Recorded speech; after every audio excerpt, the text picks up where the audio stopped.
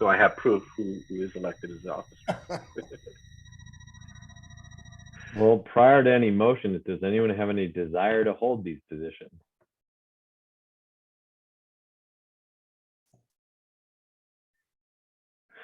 I would throw my hat into the ring. Yes, all right. I will. Can I make a motion to nominate Commissioner Patershuk to be the chairman of this great establishment? I second that. Oh, wow. On the motion to select Commissioner Patershuk as chairman, Mr. Moons made the motion, Ms. Jacobs seconded, and I guess I have to, because we're doing Zoom, I got to do the roll call vote, so bear with me here. Mr. Zielinski? Yep. Mr. Moons? Yes. Ms. Jacobs? Yes. Mr. Talbot? Yes. And the motion is unanimous. On vice Congratulations, Ron. Way to go. When do I get my gavel? That's all you wanted was the gavel. Where's the gown? Give him a gown and a gavel. Careful what you wish for, Rod. I know. He'll get a wig. Is this where I get to make the speech? Yes, this is it. Now's the time. Okay. I won't do that to you, honest. Do you guys hear something ringing? Yeah, it's me. It's my. Yeah, we decided that early on. I'm in need of a new webcam, so. Okay, good. Just making sure it's not me. Now, it could be the fact that we both Diane and I lost our minds, and we have two puppies here, so they're only 16 weeks old. So. I want to see the puppies. Yeah, well, they're in the other room and they're best there. The vice chairman.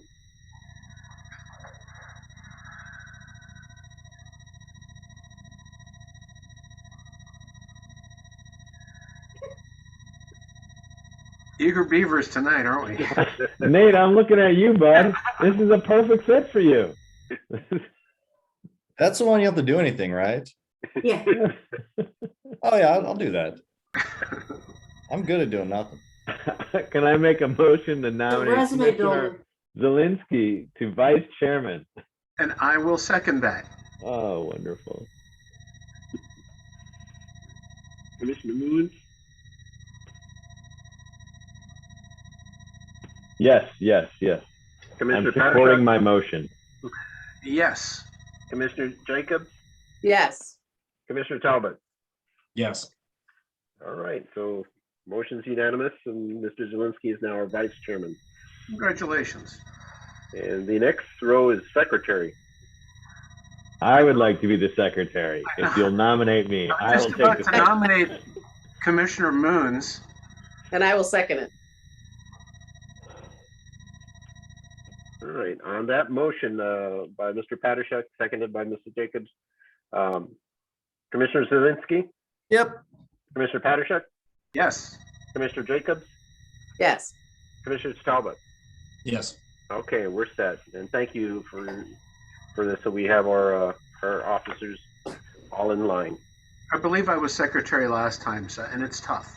I thought, yeah, I had a recollection that the title, but we couldn't recall what it was. Right. Sorry for all this movement, guys. I'm in somebody else's condo. And that being said, then everybody's met the two new members, Commissioner Jacobs and Commissioner Talbot. And Chair, if you're ready to go on through the agenda, or if there's anything you want to provide. I don't have any public outside of Councilman Waldman on the attendee list, so I don't anticipate any public comments. Bear with me while I get this up here. Yeah. Mm-hmm. So, public comments? Do we have any public comments? Ms. Bear with Waldman? me. I don't see. Okay. And basically what you Oh, do. there we go. We're gonna.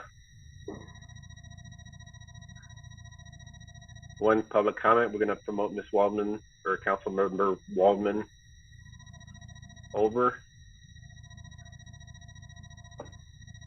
All right.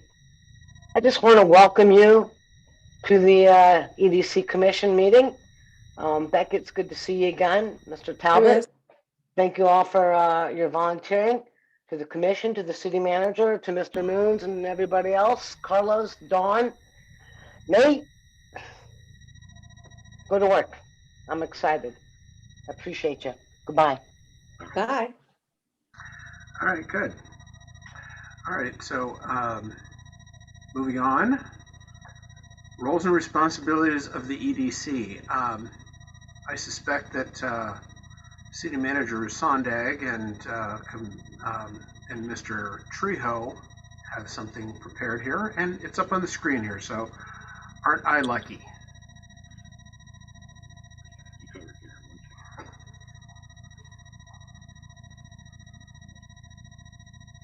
Chairman, for these, I put like a quick summary in each, and I'll go over them quickly for the efficiency and time. But if there's any questions or anything you want me to slow down on, please let me know on those. Some of this was because, like you said, it's been a while since we last met. We have 2 new members of the 5-member board, so it was a good idea to kind of go over the commission roles and then kind of talk about the plans that the commission kind of assists in implementation. This is only one of 3 boards that is called out by ordinance. I think the other 2 are the Plan Commission and the Park and Recreation in there. And since you're called out by within the municipal code, it's a little bit, the level is a little bit more of importance. It notes that you have the ability in terms of the meetings to have conduct open and closed sessions in accordance with state regulations, and that you conduct your meetings in accordance with the Robert Rules of Order, which usually staff helps and assists you in that process in there. Your primary responsibilities are providing recommendations to the City Council regarding economic development and implementing the economic strategies regarding the city's comprehensive plan, which I'll go over in a little bit. The other aspects that the commission does is assist and implement studies, review and recommend areas for redevelopment, provide short and long-term activities for economic development, review recommended use of incentives when they're brought before you, and of course the marketing of the city for business opportunities. We don't have to answer any specific questions on those, but those are the primary responsibilities of the commission.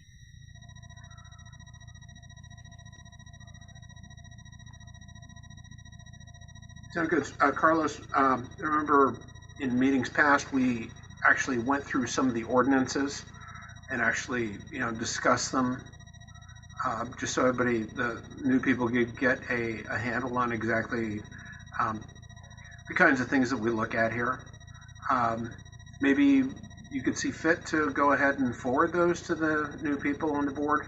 Mm-hmm.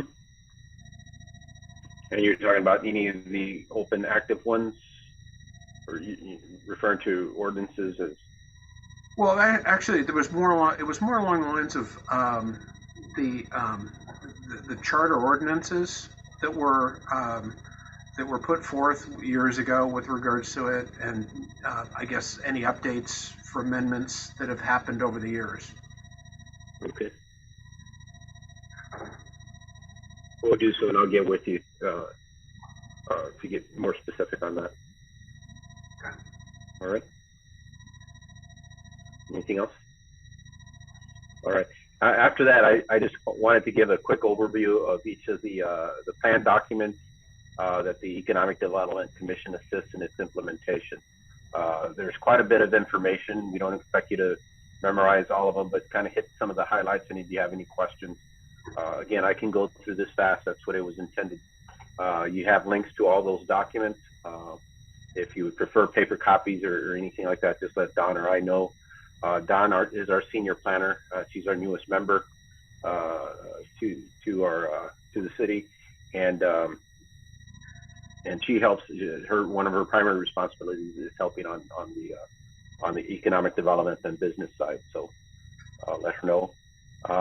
We adopted a comprehensive plan in 2006 after probably 2 years of putting it into development. In there, the comprehensive plan is required by state statute It is a product of the city's Planning and Community Design Commission to adopt, and it kind of serves as a framework for implementing land use policy. It's not a council ordinance or council directive. It's solely for the Plan Commission, and it serves as a framework for how we do decisions regarding how we use property, land use, and even economic development, because they all kind of come into play. But the council also serves an important role because they usually have the final say. They also hold the purse strings. They provide the funding or revenue in that process. The plan, I think, it's pretty well laid out. It's got a vision for Olivet to become a dynamic sense of place. There's a mission statement of what is dynamic sense of place. So it's a community with character and presence on its own, mixed use. It has all the right words, and it focuses on four areas as we go through our redevelopment of our community, which kind of serve as our goals. That we focus on our community development, which is primarily our identity, economic development, taking advantage of the limited lands that we have and the constraints we have in there. Talks about enhancing public spaces, both in the public realm, within properties, parts of developments, sidewalks, and then about transportation connections, which is about networks, cross accesses, pedestrian improvements, connectivity north and south of Olive, connectivity from our neighborhoods to the Olive Boulevard corridor, and capitalizing on the I-170 interchanges. The only interchange we have in the region, and it's also a state highway with an interstate system. So that is in our eastern border in there. But that is, a quick synopsis of what that comprehensive plan is. It's also referred as the city's strategic plan because since we were a built-out community, we took it more as a guiding implement to redevelop the Olive Boulevard corridor and our industrial properties. But it does serve as our comprehensive plan. We usually refer to it as the 2006 comprehensive plan, but I found that I get in trouble using it because a lot of people think, well, that was back in 2006. What about now? I'll go through how we've adopted other plans that kind of reinforce that our vision is still the same and our mission is still the same. So it's not like this plan was created in 2006. It was forward-looking to give us some overall guidance on the community, and we don't feel or haven't seen, as we've done other plans or other engagements with the community, that these four focus areas are as important today as they were back in 2006. And again, that's dealing with our identity, balancing scale and density, given that we're land constrained, improving the public realm, and improving traffic, managing traffic better along the Olive corridor, both for vehicles and pedestrians. Now we are in the process. Go ahead. I'm sorry, Commissioner Jacobs. I have a quick question. Catch me up from historical information is what I'm looking for here. There is a plan in place, or is there a plan in place to, because what I envision seeing is the R-170 development that's being done and the one in U City that's being done is going to create some really serious traffic issues, right? Correct. So that's been addressed in the development of that property, at least as far as we can control it on the Olivet side. Correct, and there we've done some studies that take into account the growth and impact that will happen, not just in U City, but also 39 North, that innovation district. We see that as taking off, becoming a major employment center where the Plant Science Center is Monsanto and the improvements that Creveport wants to do. So we know we're kind of nestled in between other communities that are going to use the Olive corridor just as much as we are. So we're taking that into consideration. And as we go down through it, because there are a couple of traffic plans that I'll refer into it, it's understanding, there's always going to be volume on Olive. It's a state highway. However, if you look at some of the historical numbers, the volume on Olive has actually dropped. I think its peak was in 2002. There was about 42,000 cars per day along Olive. Today, it's about 32,000. Now, it could be a couple of things, a change in the methodology, or the region has shrunk and lost some economic clout in the inner core, part of the county in there. But regardless, you drive Olive at certain times of the day, and it feels just as bad, or even worse. So we're cognizant of that. We know that it's a state highway. We know we have limited control in the design of the highway, but we control all the access points. We control when development comes in of creating cross-access opportunities, and we can kind of direct the enhancement of the sidewalks and things of that nature. So there, since 2006, we've done at least two to three additional studies assessing that the changes on Olive and kind of redirecting us, where we want to go with it, and looking at what other funding mechanisms and design opportunities there are. Okay, thank you for clarifying.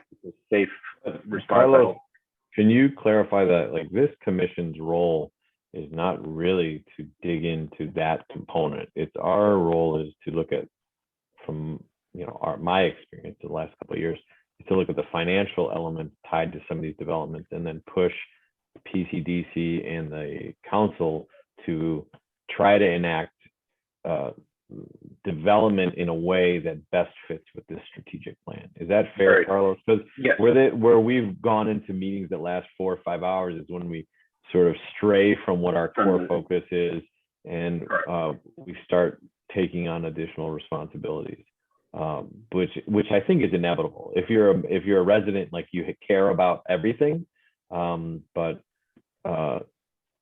yeah, we've always, I think the sole purpose is the focus on the economics of some of these decisions. Is that fair, Carlos and Rod and team? Does that sound right? Very true. Okay. Yeah, definitely. I think that although you could probably make the case for any development having an economic impact because you can monetize it. Basically, what we do is we look at tax revenues, tax bases, commercial versus residential, developing a palatable mix so the residents and businesses can both thrive. And when it comes down to things like when you're looking at a large development such as the Shops at Price Crossing, or I don't know, is Greg calling it the Gateway, Olivet Gateway right now? Those sort of things. We do look at some of the externalities of the economic influence that we have too.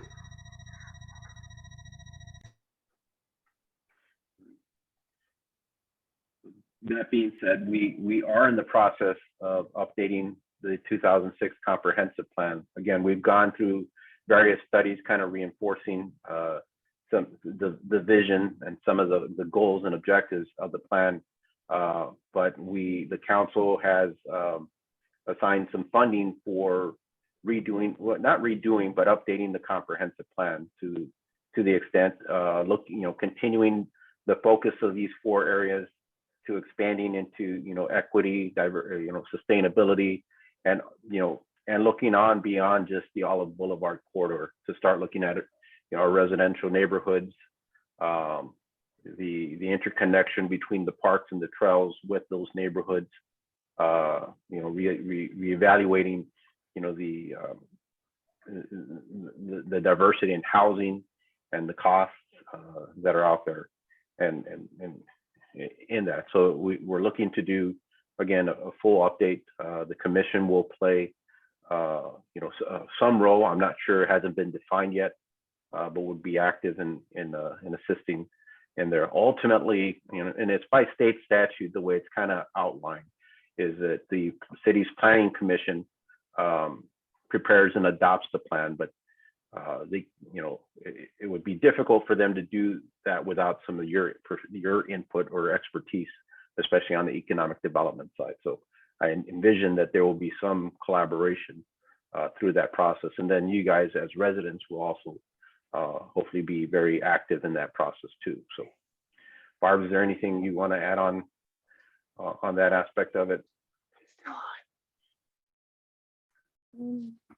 I think that it's kind of interesting as the economic development, kind of that definition, it becomes kind of a bigger scope, or can become a bigger scope. I mean, one of the things when discussing the park improvements and the new community center, it was, one of the things was kind of the economic impact within the city, that the people who move here because of parks, the people who, and that drives some of the retail, and so you see, more and more how the comprehensive plan, adopted in 2006, did a really good job of directing the redevelopment and the development within kind of that, particularly along the Olive Corridor. And as we kind of are successful in achieving a lot of the goals set in that plan, we continue to look out a little bit more, and how that's going to impact the Economic Development Commission. It may or it may not. The Economic Development Commission has spent a lot more time focusing on the corridor, in a lot of ways, because that's, one of the things when you're looking at a project, you're saying, does it advance the comprehensive plan if they want public-private partnership, and as we kind of move forward with the new plan, we'll be kind of asking those same questions. How are things impacting the economic development and the opportunities of economic development within the city? So it's, we often forget about the number of light industrial parks that we have, and how those can play into the economic development and things. So, because that one time that was the economic engine, when the importance of those was identified. So it's kind of an ever evolving thing, and it's kind of exciting. I have a question, Spencer. How long have you lived in all that? Not to 5 minutes. No, I'm kidding. Excuse me. I moved in here this summer. Okay, good. May. Yeah. Okay, so newbie. I know Becky. She's been here forever. I've been here for a while, and most everybody else has. But I would just say, with the comprehensive plan, what kind of happened around 2004, 2005. There was a push to kind of figure out what we really wanted to do, and there were a bunch of a number of meetings, public meetings that I think were really well attended. I think Becky can kind of remember those, and basically there were some consultants who helped run them. They gathered all the information and they said, this is the kind of thing that we really want, and the council basically came out with different scenarios of development, and they just keyed off on some of the main points, and basically we've been living with that for a long time. But I'd say since that time, the demographics and the nature of the city has changed quite a bit. I think that since, like, in the last 22 years, since 2000, I think there's been about I would say, Carlos, probably around 400 new infill residential buildings, which has basically really changed the tax base, changed the demographics somewhat, and changed the flavor of the town. So, to City Manager Sondag's point, these sort of things have to be looked at, again, and just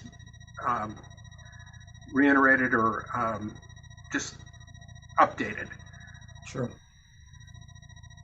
I mean, for what it's worth, excuse me, half of my interest in coming here was I sat on a task force with economic development and then the zoning board with Crestwood. So we've been here. I'm a little used to the process. Just, it's exciting to see success, which they're finally starting to experience. But it was interesting. The one thing I did note, Manager Sondag, was that through that process, when we were working on our new comprehensive plan in Crestwood, the industrial aspect became very crucial to their income there, and everyone discounts that because obviously with Crestwood specifically, they lost most of their retail, and the city was funded heavily on retail tax sales, and ultimately our number one income revenue for the city was manufacturing, and people, residents kind of forgot that as well. So that was an interesting point because it became very crucial to the backbone of getting that city back in the black. If I could just say one thing on history while we're talking about that, I actually got involved with the city shortly after. I mean, I've been in the city for 30 plus years, but I didn't get involved with the city till about 2007 or 2008 when I got on the planning commission. So I did not really participate in forming this plan, but I have participated in implementing it ever since. And I just want to echo Commissioner Talbot's sentiment that I think we have been very successful in this plan implementation to date. And I think the construction along Olive is some sense just showing that to be true. So I think we've been really successful here in this plan that's due to efforts of many people, staff, commissions, the city council, just concentrating on trying to follow the plan. So I think it's time we do an update to it, but I also think we should recognize our success. And this commission played no small part in that. So anyway, that's what I wanted to say. Thank you. We'll go on, and again, we anticipate that we will be kicking off the update this summer is the goal. But a little bit of going back, when we adopted the 2006 comprehensive plan, we didn't just sit and wait till 2021 to see the activity we had going. It was an interesting process going through this exercise, adopting the plan in 2006. We hit the gate running, and the first project that for consideration, right after the adoption of the plan, was a big box development at I-170 there where Olive Crossing is. Probably one of at that point the direction was that a sales tax generator and a retailer would be in the city's best interest. And fortunate or not unfortunate, the 2008 recession hit, and that box development didn't happen in there. In 2010 through 2012, we started engaging with University City to talk about a collaborative redevelopment of the interchange on all four corners. And we laid a lot of the groundwork of what you see going on now. Unfortunately, I being biased on the university side, they had their council and their administrative side just wasn't this stable. There was a lot of strife going on at that time, and things were dragging in there. So in 2014, we engaged in terms of redeveloping the current City Hall facility and looking for alternative sites. And the council made a decision to relocate from Olive Boulevard onto Dealman Road. And it was kind of consistent. It was consistent with some of the strategies in the comprehensive plan in there, getting us off the major Main Street, putting us to the side, and opening up an opportunity for redevelopment of what we termed as the city center in there. And we ended up purchasing property on Dealman and building a new government center. And the next aspect of it is that as we, was to focus on one of the things that the comprehensive plan talked about is that if you get I-170 and you get Olive, that there's a potential to create some nexus, some strength, some momentum and development. So in 2016, we did what we call the 2016 Catalyst Strategy. It was filed in 2016. it kind of analyzed a component of the comprehensive plan of looking at the eastern part of town and the interchange and the center part of town and trying to create like these bookends in there. So what we tried to do is evaluate, we had I-170 in interest there. We had City Hall being relocated. We did an assessment of what the market could hold in terms of what were the residential opportunities, what were the retail opportunities, what were the office opportunities, what were the lodging opportunities, developed a strategy in terms of how to capitalize on some of these, developed a plan for redevelopment or identifying redevelopment for those, and then doing some fiscal impact analysis. It's a pretty decent plan that gets into some technical, financial jargon in there, but also on the planning side that talks about, curating, tenant mix, distinguishing the communities. And really what we went back to was, I believe about 2016, we were approached by Keep Properties, which was Judge Yowitz, to do about a 75,000 square foot retail center. Again, not the big box anymore, but it was more multi one single level retail centers. Through this analysis, we were able to engage with Mr. Yowitz and go back and forth and increase the density to the Olive Crossing that we have today, and that's close to 300,000 square foot of office, retail, housing, and commercial space. And again, that goes back to the comprehensive plan and the economic development component about, we don't have extra space. We need to promote mixed use. We need to capitalize on density and the highest and best use. There's always a balance in it. This isn't fully perfect, but it worked. And that's, we're moving towards that vision, but you can take multiple roads to get there. But this strategy kind of laid out the framework for doing so. On the City Hall site, we had a proposal for, a single mixed-use building with an interior garage and townhouses in the back, that came in. But we found that market-wise, it just couldn't work. They could not get it together. The building got smaller, the townhouses got left, and finally the city decided, that we would just part separate ways. We put it out back to bid, and we ended up with the Oliver. The Oliver is primarily an apartment complex with a good sized clubhouse meeting hall on the ground floor. And then right adjacent to it will be a retail space where the old Timekeepers building used to be.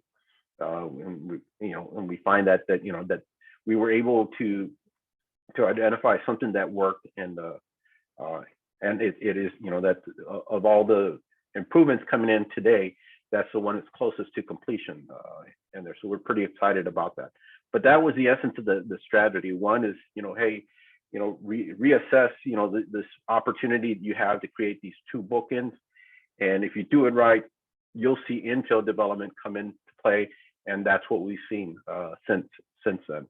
That led to the Opus Group, Easy Storage, Firestone, the Plant Haven, and I'll show you those in a while. But again, we just kind of built up from that comprehensive plan, and we honed on these two development sites to help facilitate and implement that. And I think it went pretty well.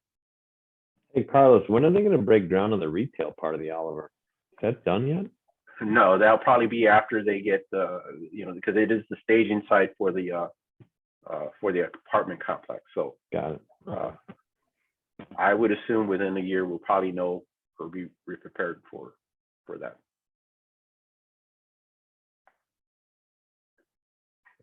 I'll go to the next one. Here was our 2019 Olive Boulevard conceptual master plan. And Ms. Jacobs, this is what you were kind of referring to. We did two studies on the Olive Boulevard corridor. This is the larger of the two, but we also looked at one at the Hilltop and Dillman Industrial Park areas in there. This one was a little bit more conceptual about enhancing the mobility, safety, beautification, and consistency of the corridor. It set more uniform standards for redevelopment as we were starting to see redevelopment come into fruition, and then provided some cross-access management strategies in there. I'll note, since the adoption of the strategic plan to this plan here, well, the numbers may not be huge, but they're really significant if you take a look back of how long it took us to get here. But we've probably limited, I think, over 14 curb cuts on the Olive Boulevard corridor. If you go all the way back to, Beckman's, you go back to the Italian restaurant on Olive Crossing that used to be there. If you look at the Olivet 66, we've been, the old mobile station, we've been slowly picking away and removing aprons off of Olive. In addition to that, we've obtained at least 8 cross-access easements between businesses. Some of them are being utilized today. Some of them came into play or are coming into play, and we know the easements on there. One of them was like on the Opus development, which is the apartment complex going behind Chevy's and CVS. Back in 2008, when we were doing the review for CVS, we asked them for a cross-access easement off a price to access that area between Irvington and Ryan Court, not knowing what would happen there, but to be able to better facilitate traffic management in there. And last year it came into fruition that it came into play, and we were glad that we did that. And that provides for that development, two different outlets to get onto the Olive Boulevard corridor, or even through Dealman. So again, that was 10, 15 years in the making, but it finally came. It became it played its importance today. So we are active in trying to implement these ideas in the plan, and again, it reinforces the original comprehensive plan of better managing and coordinating traffic on the corridor. The 2019 is a really a good plan. 75% of it is probably based on enhancing and beautifying the Olive Boulevard corridor, creating opportunities for medians, pedestrian crossings and things like that. The other 25% is based on improving management or better managing access points on the corridor in there. So it's one worth looking at. The Northeast Quadrant study, and I think the links on your agenda talked about improving some of the street alignments in the industrial park as a means to kind of facilitate traffic movement out there. So I'd be glad to answer any questions on that, or if there's anything else to add to those two.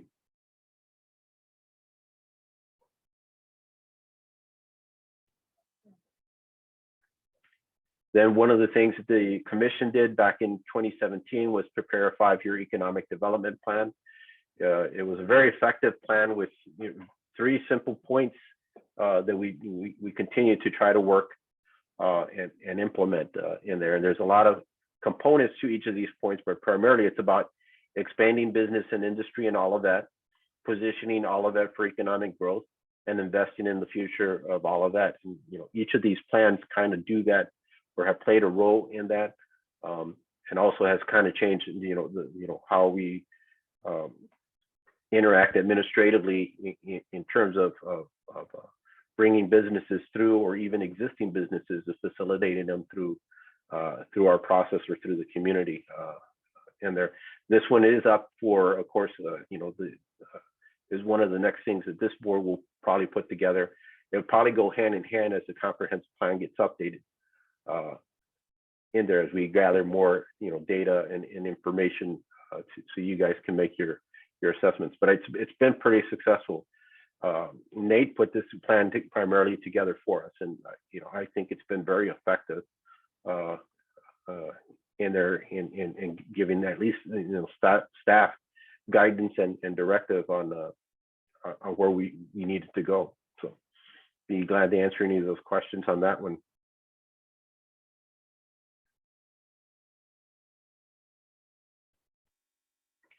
Then finally, in 2020, we put together a business communications plan. Now this feeds off the 5-year plan the EDC put together, which feeds off this, the comprehensive plan.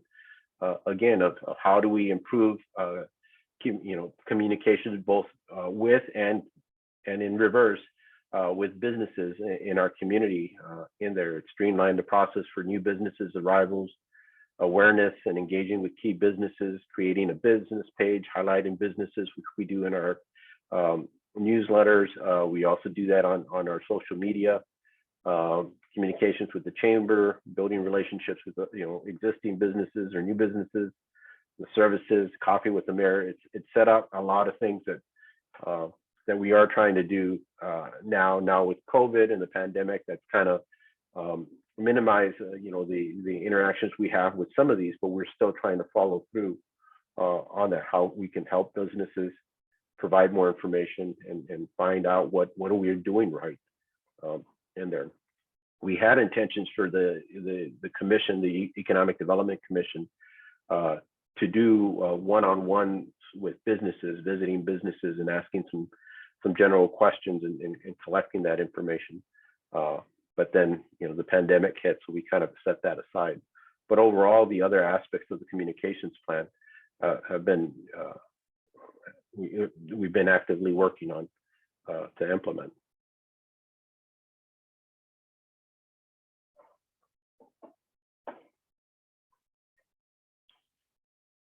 So that does that, and I think that kind of gives the commission a kind of broad overview of all the plans and things the city has put together on a lot of those with the guidance of the Economic Development Commission, either in preparations or in implementations of those plans in there. Even with those of the Olive Boulevard corridor and the traffic management, some of the things we do when we engage with businesses or come back with businesses to the EDC for incentives puts us in a strategic place to be able to implement or request some of these improvements as part of their development plan and financing and things. That's how we're getting things done, teaming together with businesses to ultimately fulfill that vision. So.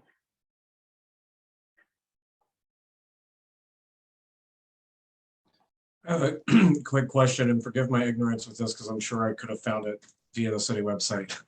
But I know that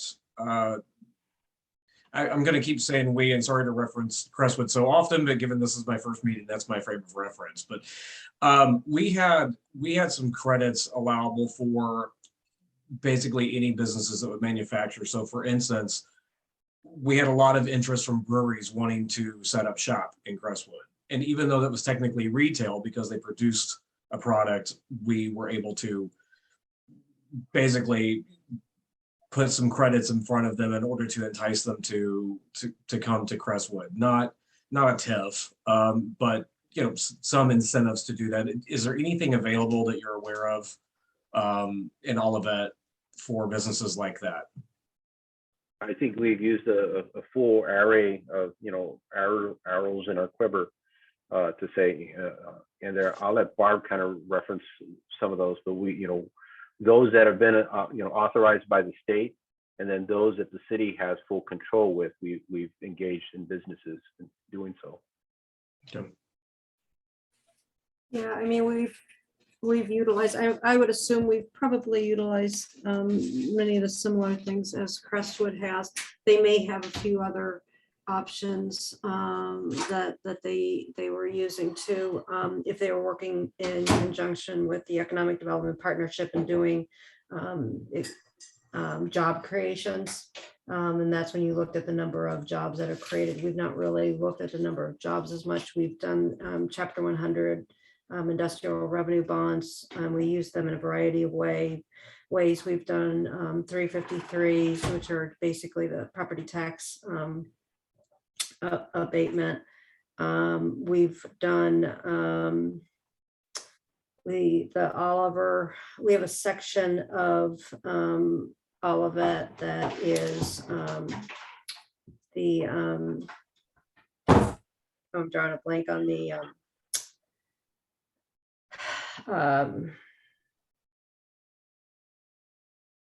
opportunity zone, and that helps with the financing.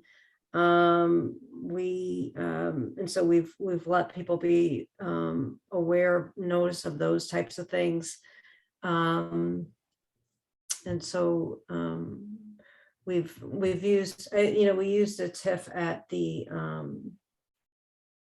at Olive Crossing, that's really probably the only TIF we're gonna use for any period of time, you know, unless there was somebody came in to do something I can't think about, because we just don't have any land mass that's big enough.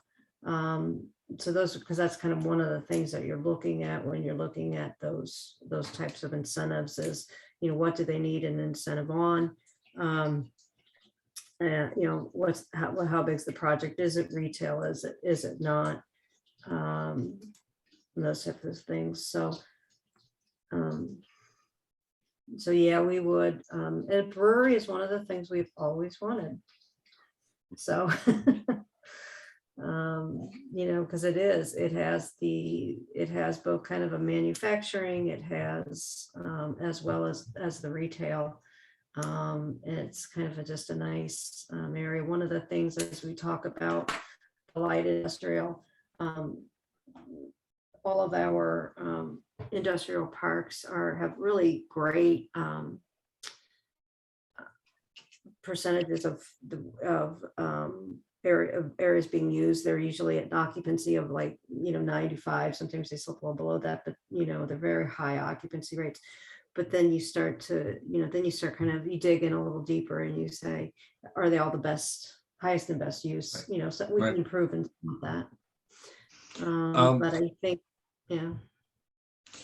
One last sort of related question. I picked up on the just throughout the it was actually the master comprehensive plan, but is a PCDC primarily responsible for 100% of the, I guess, the beautification up and along the corridor? And I understand that they are, but is there a separate committee or task force set up for that as well, or just simply basically like a beautification committee? I'm sure I could have located that on the city's website or through digging a little bit, but since I have your attention, just the curious. city doesn't have an actual beautification committee or commission. I think at one point in time, maybe they did. And the way we're doing it along the corridor is really through the zoning. And so it's somewhat of a piecemeal approach as new businesses, you know, come, or there's a threshold of development in an area that allows us to do that, to kind of make the improvements. And at this point in time, you know, that may be something we look at, you know, as we move into the next, you know, comprehensive plan. But we'd really want to make sure that the residents, you know, and the businesses were really supportive of that initiative. And because that's really one of the things that you really look when you look at all of these different plans and studies that we have done, you know, it really still always going back to, is this what the residents want? You know, is this what they're going to support? You know, and so that's, and at this point in time, I think they like the idea. I think they, you know, the idea. Do they have are they at a place where they're willing to do a little more, invest more in creating a beautification of that corridor at a faster pace? That I'm not sure of, and I do think we'll find out some of those answers. Because if folks wanted that, there are ways you can expedite that. It just takes, you know, time and money. Thank you. Barb, you might, although not directly related, kind of talk about Olivet and Bloom, because that's sort of an unofficial kind of like that. Yeah, there is a kind of, some of the cities have, they're not beautification commissions or committees. They are, University City has one, Olivet has one, which is kind of an in Bloom. They tend to take certain areas, public space areas, and beautify them through plantings and caring for those types of things. And so we do have that in place, and they do a number of little spots and not some, not so little, in the city as a beautification option.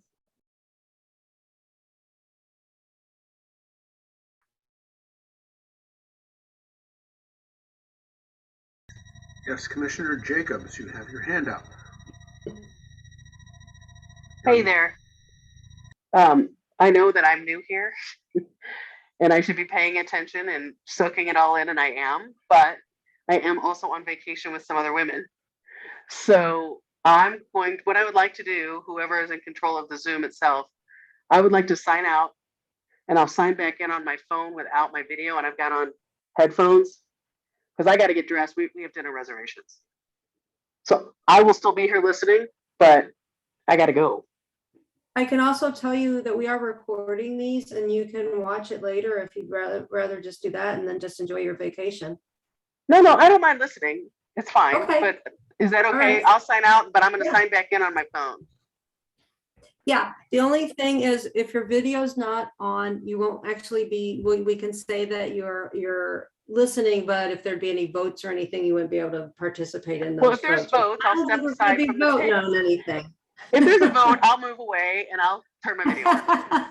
I don't anticipate us voting on anything. I think you've already, you've already done the major voting for the evening. Okay, thank you very much for that. And I promise you, this is just a one-shot deal, I think. I have a couple of other trips planned, but I don't think we'll have another meeting by then. Okay, so I'll be right back. Bye.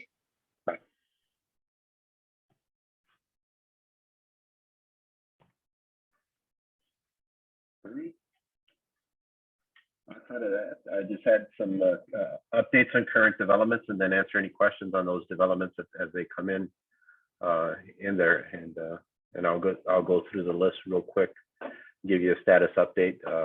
Many of these, of course, the commission's familiar with or were part of the process.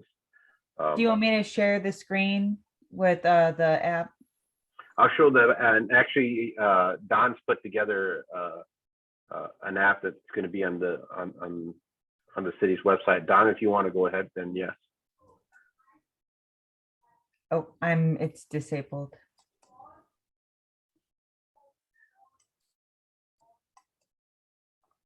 I don't know if you heard me, but it's disabled for me to share the screen, share my screen. Okay, 1 second. There you go. You should be ready. Okay.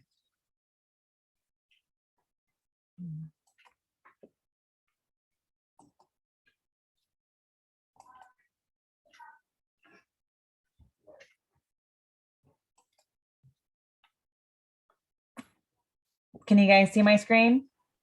Yep, looks great. Thank you. Well, we took new pictures today. Although this one for Olivet Crossing, is it Olivet Crossing, Olive Crossing, was one of the drone pics from Greg Gowitz. And I actually, I didn't have anything prepared other than the verbiage that's put together at the bottom of the screen for each different development. So you can zoom in and see a little bit more detail, but it's really mostly just these high level summaries for each development. We are, because you can only fit so many into the screen, you'll notice that there are tabs across the top. So besides the private developments, and it does adjust for what part of the screen it's in, we only have 8 in there for private developments, but we also have the park renovations in there. And we got a really good picture of the new community center site today, which I did not get in there, unfortunately, and 1 street park project and 1 MSD project. But soon, or I should say someday in the near future, each one of these tabs will have a variety of projects underneath them. So I didn't know, Carlos, if you wanted to go through the projects and any developments that you wanted, or any information you wanted to share. I think one of the key things, just to inform the commission, because we've touted with the with the council, that we have, nearly a $250 million of improvements ongoing private improvements along the Olive Boulevard corridor, from Olive Crossing to what we call the Irvington Rhine, which is the Opus development behind Chevy's, Firestone, the Oliver, the Plant Haven Commercial Center, and then hopefully Easy Storage. But in addition to that, and again, that $250 million has probably gone up as the plans have been more finalized and things are in place. And of course, with construction costs in there, but we probably have an equal amount of public improvements going on. The Old Bonham School additions that are going on with their building. They're adding additional classes, and of course, putting one of the safety rooms in place. We have the community center and all the park improvements that are going on at the same time. But we've also had a lot of utility reinvestment. We've had we were fortunate to get several roads paved as new water lines were put up in the Hilltop Arrowhead neighborhood. We also had this is an MSD project along the bikeway trail, south of Villa and Oak Estates. And then that stretches all the way to the 170. That improves a lot of the, it's a sanitary relief line with the intent to improve or relieve a lot of basement backups that occurred on the far western part of the city. We had the same work go on through Olive Crossing and the Hilltop area. And these are big projects. They're not little, they're part of a bigger, more holistic thing within the region, but those investments, when you look at what the impact on all of that are pretty significant. So it's always one we don't hear much of, but we tout that there's been a lot of public investment in our community going on at the same time as we're seeing a lot of the development activity going on the Olive Boulevard corridor. So I just wanted to point those out. It's been since 2018, a busy 4 years in there, and we're probably looking at that momentum is continuing on at least for the next 2 to 4 years following that.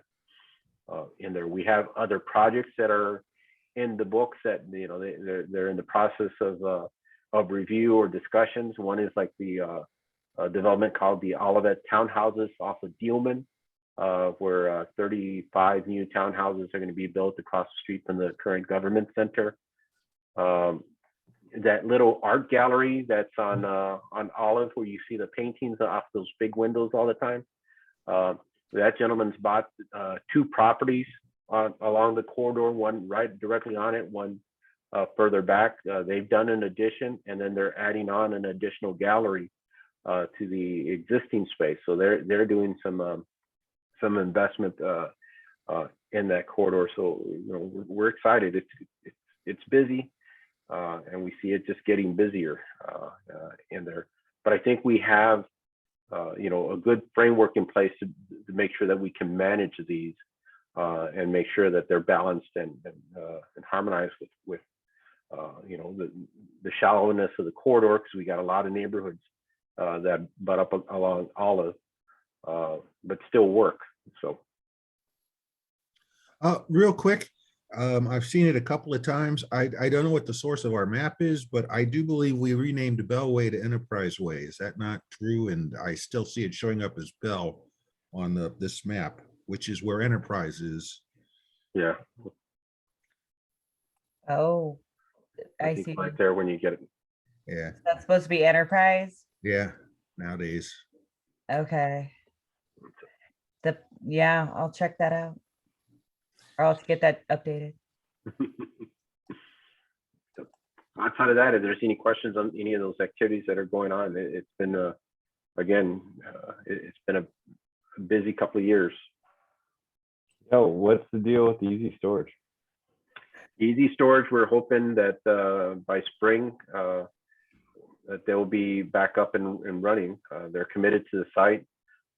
We know that they've coordinated with council on addressing the issues that were before the EDC on there. I think they were looking at the Chapter 100, some of the construction costs as a means to address the way their assessments were in place in there. So I'm hoping, that they'll be starting pretty soon. I don't have an exact timeline or time frame, but we're kind of working on it. Easy Storage was the one where they said, oh, look at all these price increases. Steel's gone up, lumber's gone up. You guys have to help us eat the price increase. Isn't that correct? And we There was said one no. component. I think more their primary issue was the assessment on how whether it's a mixed use building or mixed use retail and storage, they were looked at as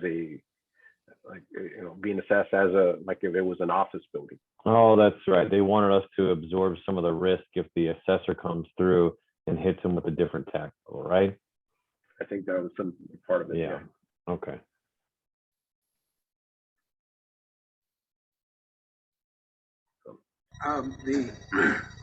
The Olive Crossing, Greg's project, Greg Yalowitz's project. I imagine that I see a lot of work going on there, etc. I know that the general comprehensive plan has been approved long ago, but I understand that he has to come back to the city for various changes and updates with regards to exactly the details of what's going on there. Is there anything in the books now that's slated to go before the city? So the permits on the site improvements have been released. A lot of the activity that you've seen to date is utility work. Both MSD having a major line crossing through here. Ameren was doing some major work on there, and then the site was bisected in half by some overhead utility poles that were pretty major in there. The conduit, I guess it's the conduit, and I think the lines have now been installed and they're underneath, and they just need to transfer from the aerials to the below ones in there. And then the last items that they're working on are water and sewer, but those will go in as the building foundations come in.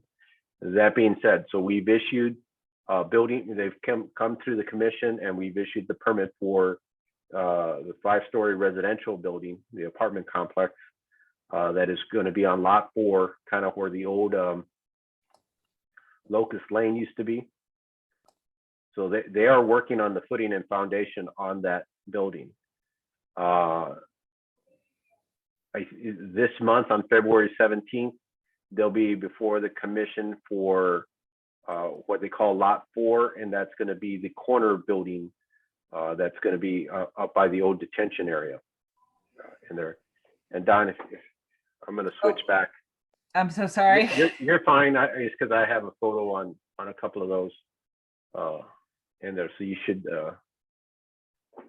So this is I believe you're seeing my monitor now. This is the residential that's going to be aligned here where they put that the wooden retaining wall. Permits have been issued for that, and then this is the corner piece near the detention area here that will consist of 2 restaurants on each end, and then 3 tenant bays in the middle. And then you see part of that detention, the new detention design that will take place. And then this is kind of a street view from the interior looking at that space. I can go in a little bit closer.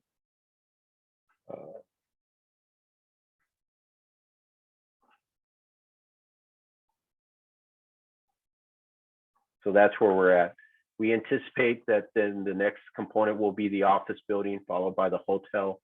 And then he is still working. There are 2 commercial lots here. He's still working, trying to get a grocer's interest in that area. And if not, it'll be a standalone building with another multi-retail building.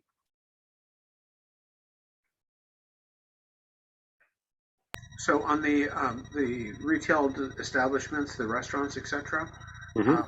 I know that it's probably not public knowledge, and I'm not asking for the actual names, but have certain agreements been acquired for people for new businesses? Yeah, that I'm not privy to. He does a pretty good job, at least in terms like when stuff going through the commission. Uh, of not identifying who the interest is in there. I don't know if you know any of them, Barb, but I haven't heard. Not just that as soon as you build a building, it helps to build it to someone's specification who's going to be using it. Well, and he's indicated he's had lots of interest, and now with these coming in, like it sounds like there's a lot of competition to go there. It'd be nice in there. I have no reason not to believe what he's saying. They're really nice sites. The one here, and I wish I had a better picture for you. It's got a mezzanine level, so there would be like additional eating and dining up on a midway, and then of course you have that patio component. Sorry about that. Here in this area, this diner too will have like a cantilever component here with outdoor dining on this end.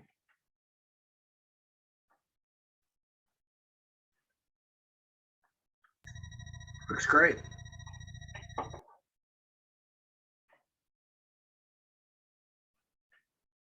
So, and again, this retail component would be going to the commission on February 17th. Actually, a question, since you have this up here, I am not privy to anything that, like, I know that apparently in the U City side, I don't know how much you know about that, but apparently the pad is supposed to be turned over to Costco sometime in March for them to erect their building. Do you know what's happening on the south side? Are they actually building a ski hill there? And are they hoping for a lot of snow? No, but seriously, we're assuming that's a temporary holding for. Right. For. I just was curious because I was looking through the U City site, looking for some information, and I understand that Byers Lumber had their 75th anniversary. On their sign, they said, "We're looking forward to 75 more." Originally, they were part of their project. Are they staying or are they going? And is that dirt going to be pushed to the west? Do you know any of that? I don't know on either of those two questions. We did reach out that we could with Byers Lumber and some of the other businesses there in there, but a lot of the properties on the south side kind of indicated they were in an unknown, that they hadn't been approached and there wasn't a deadline. Because the temple over there was vacated and they actually moved over onto Price Road near Old Bonham years ago. Correct.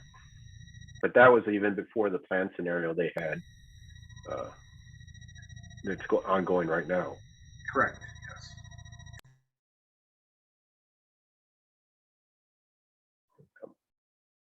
It is interesting. I always look at it as a tale of two cities in there, in the emphasis of design and embracing the roadway and the public space. Maybe it's just too early to tell, but two different visions in there. But I think again shows the importance of that interchange and the opportunities there.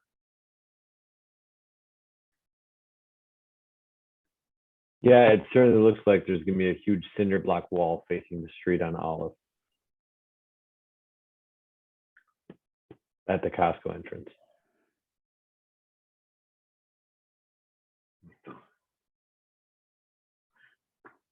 That's all I had. Again, I think a lot of these projects are moving forward. There was this is the Oliver.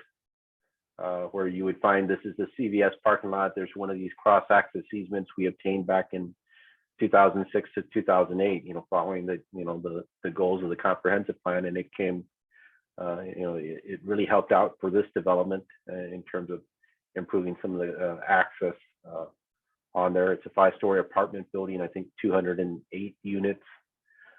Here are the elevations, and then this is all the properties are now under the developer's control, and they're doing the environmentals are pretty well complete. They've applied for the demo permits, and we're getting those wrapped up as we speak. You have the Firestone project. This was a market-driven project. We had looked at putting out an RFP for the site, but then once word got out, I think the previous owner got under contract with Firestone in there. They came in and we worked to try to create a building that enhances the city's streetscape, improves the veterans fountain area in here. These are improvements that will go in right now. It's that open area here in this site. It's a full brick building. There is some articulation along the street side, but the bays will face the interior. This is moving right along. This is the Plant Haven Commercial Center. This is a market-driven development, again, with the, investing in partnering on the Oliver. This has created a lot of interest in there. We're excited about this building. It's really sharp. It's looking really nice. We do know just so far, just that one tenant would be that the seasonal garden center that you see at the bowling alley during the summers will be relocating to this bay here, and we'll have a year-round gardening center and gift shop. And then there will be at least 3 or 4 tenant spaces along here. He's actively working on retail and trying to get another restaurateur to locate in the facility. This is the Oliver. These are these were pictures taken today of the building as it's coming in terms of its scale. And it pretty much mimics the renderings we had in place. This is the commercial component that Mr. Moons was talking about. And right now, as you can see, it's somewhat of a staging area. I would assume once this is set in place, then we'll start seeing more activity on the commercial side or on this component. And just for Commissioner Talbot's just background here, some of the things that we've done in the past, we've given some tax abatements, some various things that we can do as a city, and some of these things like the Plant Haven, as well as the Firestone, they're free and clear. They're market driven.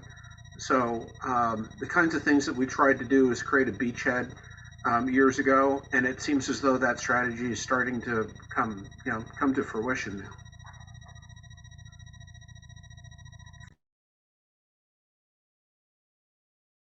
And these were the, those that we see in the horizon. This is the easy storage. Here's Dobbs and here's the bowling alley. But easy storage being developed in between there. Here's the gallery addition that will happen at that Lococo Fine Arts. I don't have the exact address. I believe it's the 9200 block. This is the office building and hotel component of the Olive Crossing. And then this is the townhouse development going on across the street from the community of the government center, city center in there. And this is before the commission right now, the planning commission for review. Again, that also being a market-driven development. We sold that land then? I was just going to note that while we didn't provide any particular incentive, we did purchase and hold property, one of the properties that we then sold to the developer. So that was good. Does the developer have control over all the properties between the Jiffy Lube and Castlegate Villas? Yeah, I think he's got two under contract and then owns the remaining 5. And is the development going to happen all in one phase? They're still talking about that. I'm still trying to get a little bit more clarification, but that's his intent. I don't see him building like all of them all at once. They kind of get phased in, but within a window, a pretty short window, depending on how the market goes for them.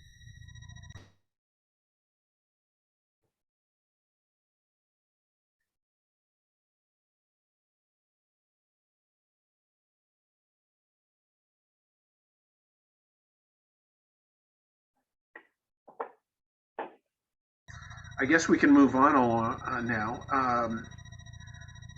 That's current development activities. Other business. Do we have meeting minutes? I think the last time we No, got. I do have to get forward a couple from 2021. I think we have 4 or 5 meetings that we had before May. So Yeah. Okay. And then city reports. and then I kind of gave over quick updates on the development activities. I don't know on the city manager's side if there's any other items.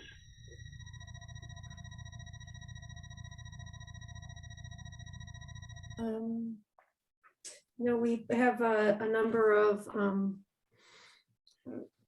new personnel coming on or recently coming on.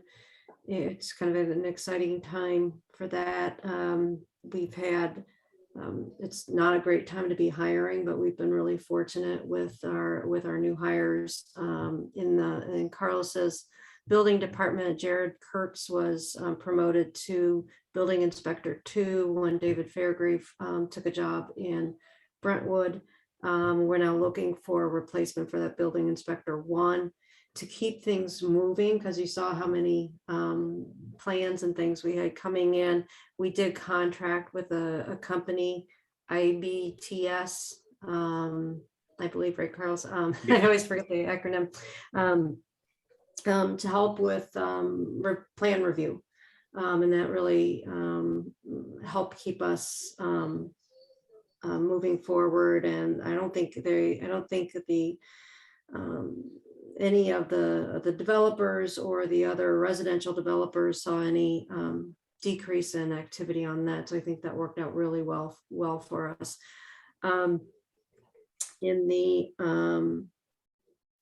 Actually, I just sent out an email to the council earlier that we were notified almost a few weeks ago that Ron Johnson, our assistant fire chief, was going to be retiring on February 22nd.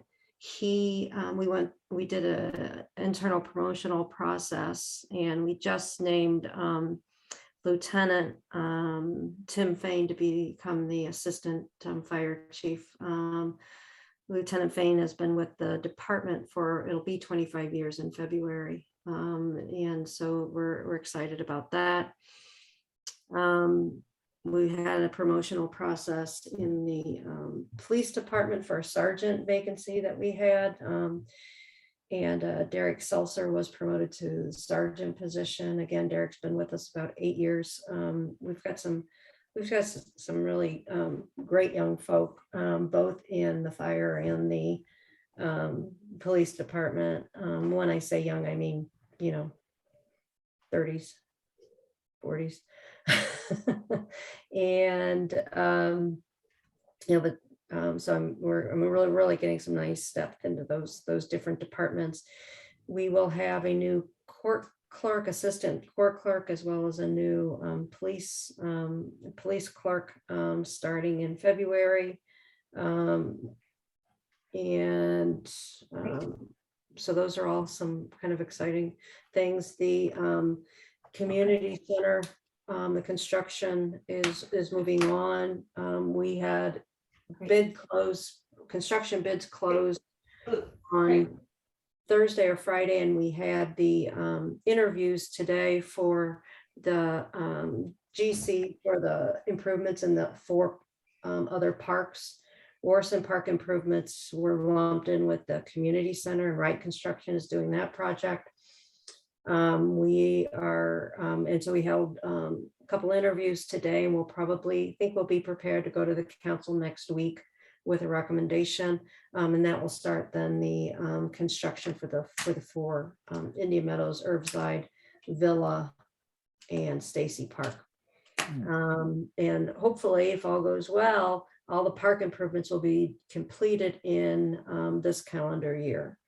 We anticipate the new community center being completed December, January. And be opening up, shortly after that. So we're doing a lot of work on new organizational charts, their new position descriptions, because we're going to have a lot of new people that we didn't need to have before, as we have a very different type of community center coming along with given the fitness center and the regular sized gym and the indoor playground for the kids. So that's exciting as well.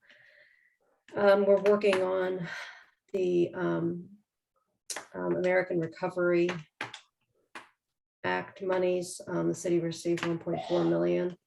And we're been working on some different project ideas for that. We'll be talking with the council in work session tomorrow on those. So that moves forward. And the Centennial Greenway project is moving forward. It's part of the construction is occurring now within Morrison Park. Indian Meadows Park, we got $1 million transportation alternative program grant that will which gives you $1 million and delays the project by many months. So we anticipate going out for bid for that in September. And that construction will happen mostly in 2023. And the first section of the Centennial Greenway from 170 to Dealman Road, where we were very close to having an agreement with the railroad, and we were going to follow the old abandoned railroad bed. It was very weird. We had a price agreement of about 700,000 for the abandoned bed. And as soon as we said we'd be interested, the price went to 1.2 million because wanting to put a trail on that increased the value of the property.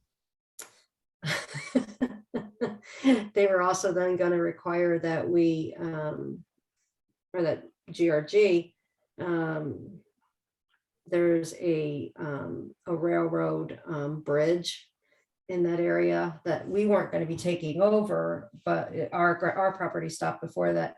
They wanted us to take down bear the cost of taking down the railroad bridge, which probably has very few contaminants in it, given that it's a railroad bridge, and also put up the barricade on both sides. So that had an unidentified amount of money because they couldn't give us an estimate on that. So with that, we are now looking for an alternative path for that section. And chances are we will probably be following Dealman Industrial and looking at expanding, widening that road a little bit and putting in a bike path there. But we essentially are starting that review process over in partnership with Great Rivers Greenway.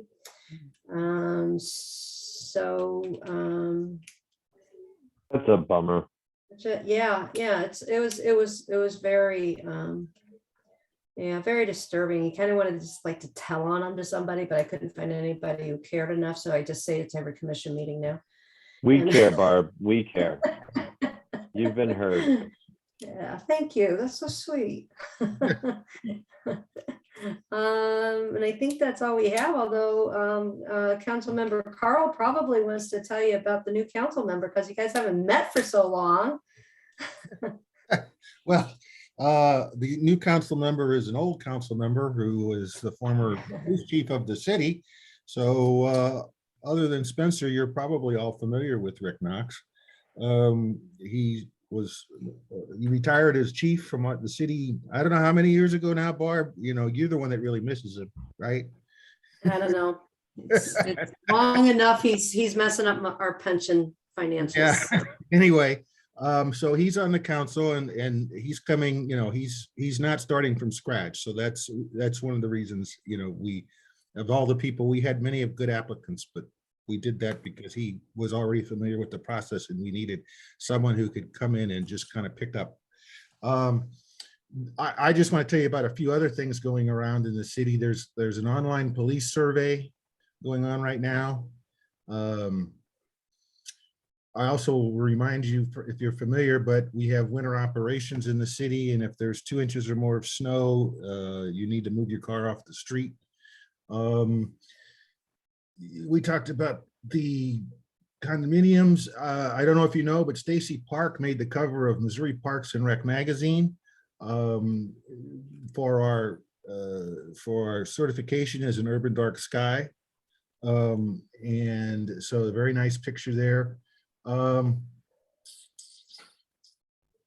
Let's see. There's a kids' night out for parents on February 25th, which you may be interested in. Already signed up. Yeah, that's all I have. I just wanted to fill in. Oh, the other thing I would simply say is you can see how much activity is going on in the city around building things. So both private and city-wise, it's just amazing how many things are going on at the same time to me. So I don't know if you have the same feeling, but it is a lot of stuff. And in a little bit, we're going to have a lot of new things to play with here in the city. So anyway, that's all I have. Thank you.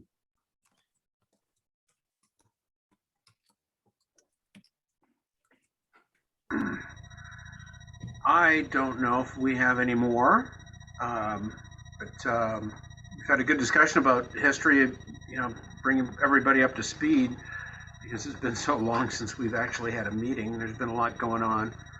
And it's great to hear that so many things are happening right now. So with that, does anybody have any other comments? Carlos? Outside of that, that's all I had, Chairman. We'll coordinate with you on the next schedule. Traditionally, we ask the commission members to keep that fourth Monday of the month open. And we'd like to get back to that schedule, or at least as close to that schedule. Again, I'm not. What would be the date in February?